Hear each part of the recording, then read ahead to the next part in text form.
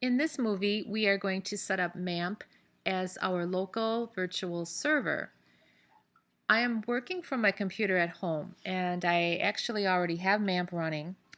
So there'll be a few steps that I'm going to gloss over, assuming that you'll be able to download and install MAMP on your own. The other thing that I need to mention is at the computer lab at school, room 292, MAMP and WordPress are already installed. So if you're watching this and your only experience will be using the 292 computers, just sit tight for a little bit. This beginning information is specific for those people who need to install MAMP and install WordPress.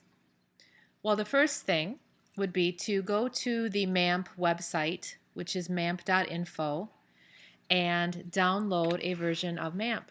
And you have two choices, a free version and a pro version. The pro version has many features that I'm sure are wonderful. However, we really only need the free version. So go ahead and download that, get it installed. It will end up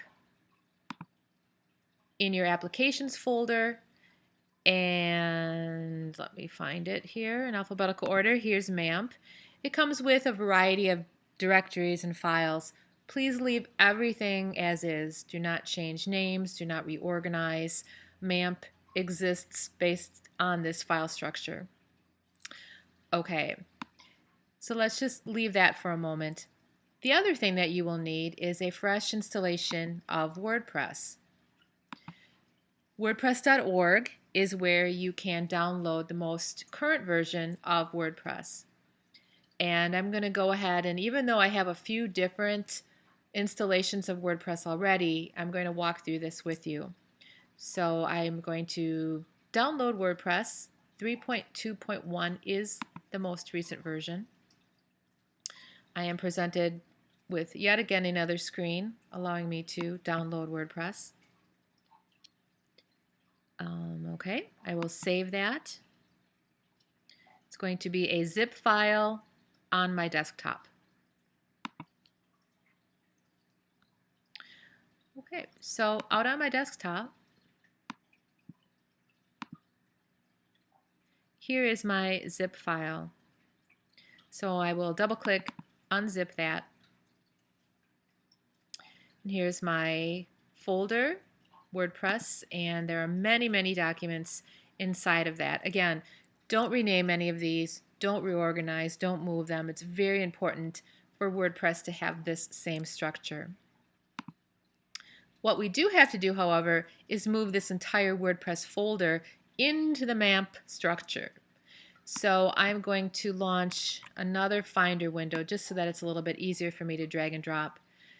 So over here on my right, I can see my WordPress documents. Over here on the left, I'm going to go into Applications, back to MAMP, and it needs to be in a very specific spot within the MAMP structure. So make sure that you are locating the htdocs and that the WordPress directory of files is going in there. Now I have several directories in there of WordPress installations. I have a number of different scenarios running through MAMP. I have one already called WordPress, WordPress for class, and some other ones for clients and so on. You probably won't have anything in there yet, so go ahead and just take that, drag it on in. I'm going to rename this since I already have a WordPress in there. I'll call this WordPress 2.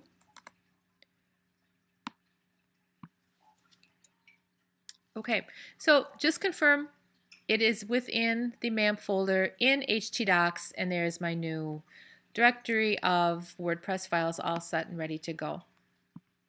All right, now what we need to do is launch the MAMP start icon, and that will bring up this cute little MAMP start window. You need to confirm, first of all, that both the Apache server and the MySQL server are running, and you'll be able to tell that by these green lights. If one of the lights is red or both of the lights are red, there will be a button prompting you to start servers. I could stop the servers and start the servers at any time. I'm going to stop these just because throughout this process, you will be prompted to enter an administration name and password. Now, you'll even get this at school. On your own computers, you will know what that is, hopefully. At school, the name is WordPress, and the password is mamp. So WordPress, mamp, all lowercase. Now, again, I'm working on my own computer, so I have my own secret password and my own name. Okay, so I had to enter that to stop the servers. I actually, of course, need to start the servers. And it takes a moment for both of the servers to fire up. Okay, so we have WordPress in its proper location, and we have mamp running. So now if you're working at home or you're working at school, we can come together and we're all in the same spot. The next step that we need to take in mamp is to create our database, our local database. That is a very simple 1 or 2 step process, which begins by clicking this button that says Open Start Page. And here is our start page. Over on the left, what we're looking for is a link that says the MySQL database can be administrated with phpMyAdmin. So go ahead and choose that link. You will be directed to this page. All we're doing is adding the name of a database. Please write this name down and remember it, because when we get into the WordPress installation and configuration process, we're going to need to remember what this name is. I have a number of databases that I have set up already, but just to kind of keep up with you, I will make a new one. Penny 2. So type in a name, hit create, and that's all there is to that. Leave this page here because this URL is going to be important. So don't navigate away from this page. Just leave it here for the time being. Just scoot it aside. Come back over to the mamp start window and just kind of confirm that mamp knows where your local installation of WordPress is going to live. So we've already gone to the start page. Again, that's just sitting here waiting. What we need to do now is click on the Preferences button. Excuse me.